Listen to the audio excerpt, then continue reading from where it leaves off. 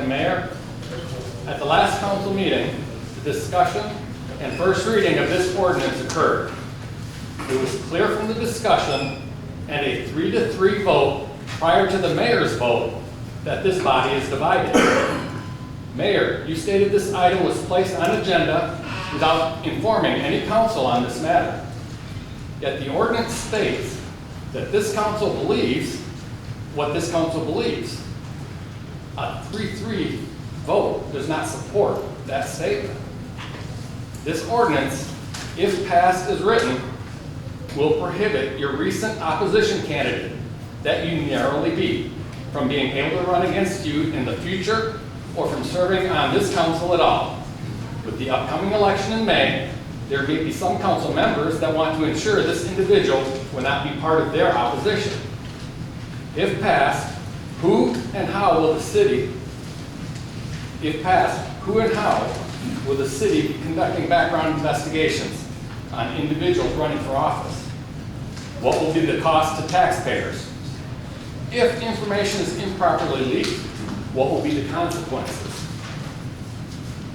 Many dirty politicians in nasty smear campaigns in an attempt to assassinate the character of their oppositions in the eyes of the voters. I am aware of this practice being done in the community, as I was subjected to such when I ran for mayor.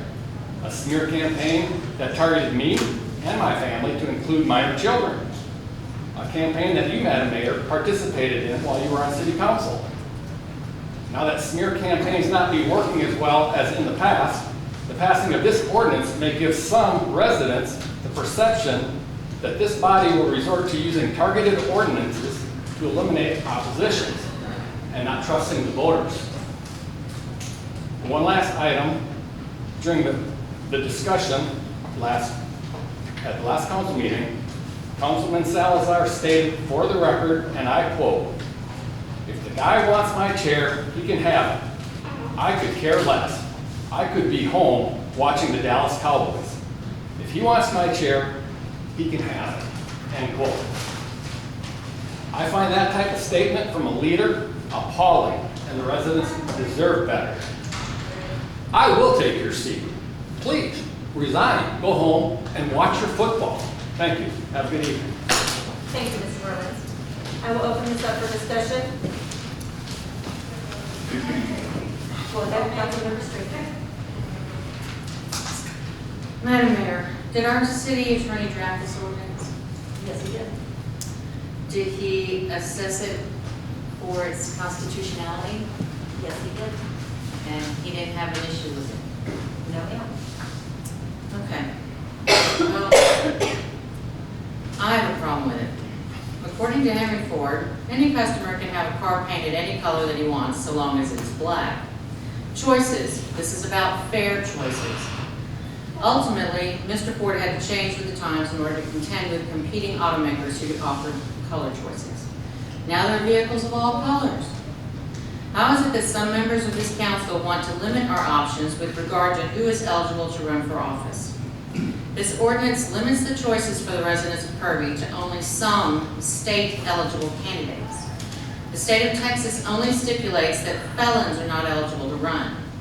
At this point in time, I'm aware that we have felons working for the city.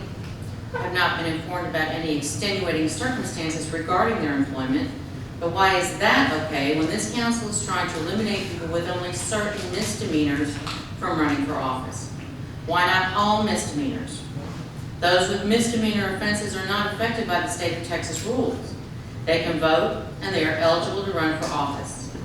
Furthermore, Section 2 of the Voting Rights Act states, a violation of subsection A is established if, based on the totality of circumstances, it is shown that the political processes leading to nomination or election in the state or political subdivision are not equally open to participation by members of a class of citizens protected by subsection A, in that its members have less opportunity than other members of the electorate to participate in the political process and to elect representatives of their choice.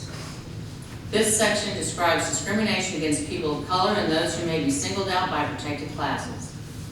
The election process should be a level playing field and not skewed to one particular point of view or position.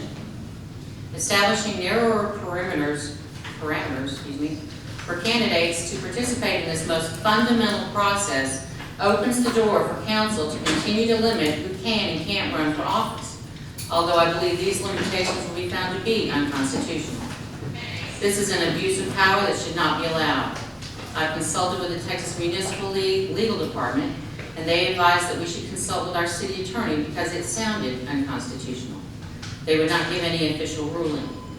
I'm requesting that the city manager submit this ordinance to the city attorney for review to determine its constitutionality before it becomes official. If this council approves this ordinance, we could be sued by the Texas Secretary of State. This would mean additional legal fees charged to the city in the process of defending a lawsuit. Is our city financially prepared for that? I'm not sure we have the budget for it. Thank you. Yeah, Mayor Pro Tem Grant. The subsection that Councilman Street referred to has to do with the person's cult of ethnicity. It has to do with 7 things that are protected by EEO, none of which this addresses. And folks, I think everybody has 2 eyes out there. If this council is not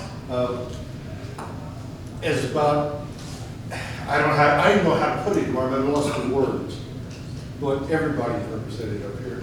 And people are on this council because they were able to run and they got elected. So, I mean, with what she's referring to, there's no discrimination here, and that's what number 2 refers to. And that's what she's referring to. And I'm saying, if you look at this council, we're pretty much divided by any and all. So, it's not about that. It's just about the fact, we may be the first city to do it, but I got a funny feeling some will follow. As it's been stated before, and when I read it, it is constitutional, by the way, because I take the TML also. And it's, our attorney checked it completely. But my point to you is this, folks. We want to protect this city. There was a gentleman here that was a city manager. I can't remember Jody's last name. But because of the fact that he had the right to write a check up to $5 grand, he did it twice. Then we finally called him an audit. So it does happen, and it's happened right here in this city. And it's about time that we got around to covering that. That gentleman did go to jail for it, but he did get 10 grand. And he did take it from this city as a city manager. So y'all think about it. Thank you, Mayor. Is there any more discussion?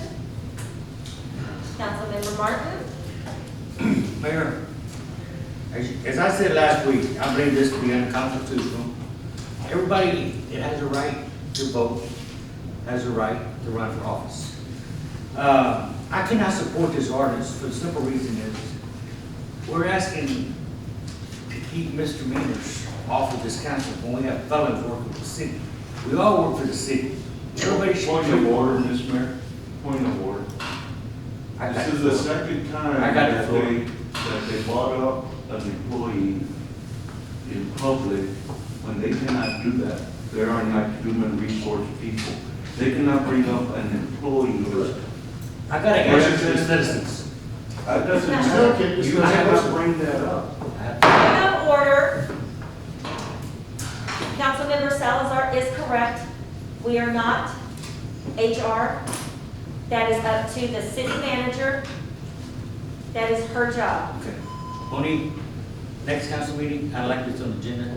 I don't care if we have to go into the City executive council session. does not have the ability to discuss a personnel matter unless it's something ongoing.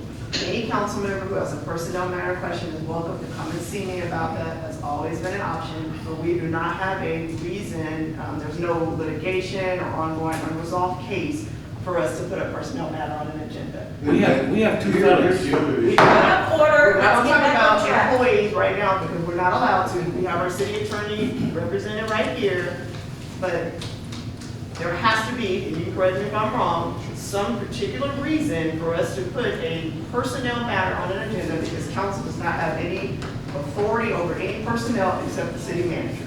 I have a reason. No, you don't. We're not following policy and procedure in our hiring.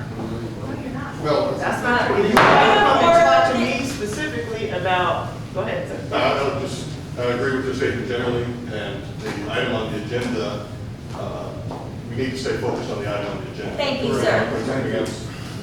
We can, Before we get sued. I also reached out to him, it seems like everybody gets different answers. Our charter states that we follow the Texas state election codes. An ordinance cannot override the charter.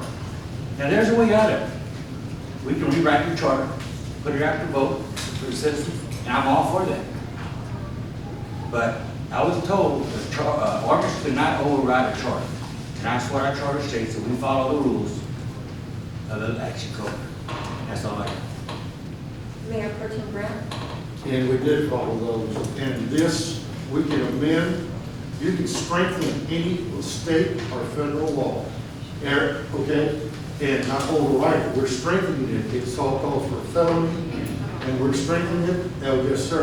They told me, excuse me. Councilmember Martin, hold your comment. Councilmember Greider. So last meeting, I made my statement how highly I was disappointed, but not surprised.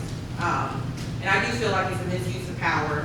And I feel like it is, in my belief, and from the feedback that I've been getting, a misuse of power and interfering possibly with the next election. So I had several citizens come to me about this ordinance who are for and against, actually. And the main question and comment they said was, why can't we just vote on the issue? Then another comment or question, I guess you could say, was, why do you all, talking about us up here, get to decide? And I 100% agree with that. The voters should decide. So I started thinking. So I asked this question to our city manager, and I'm reading it word for word. I just wanted to verify the city charter can be reviewed 2023. So council can request an addition to the charter and the Kirby registered voters can vote on that in 2023, question mark. The answer came back. Yes, the city charter says we convene the Charter Review Commission at least every 6 years. State law says you can only have a charter election every 2 years. So for us, that will be 2023 at the earliest. So obviously this proposed ordinance is very controversial. So moving forward, I think what we should do is let the voters decide.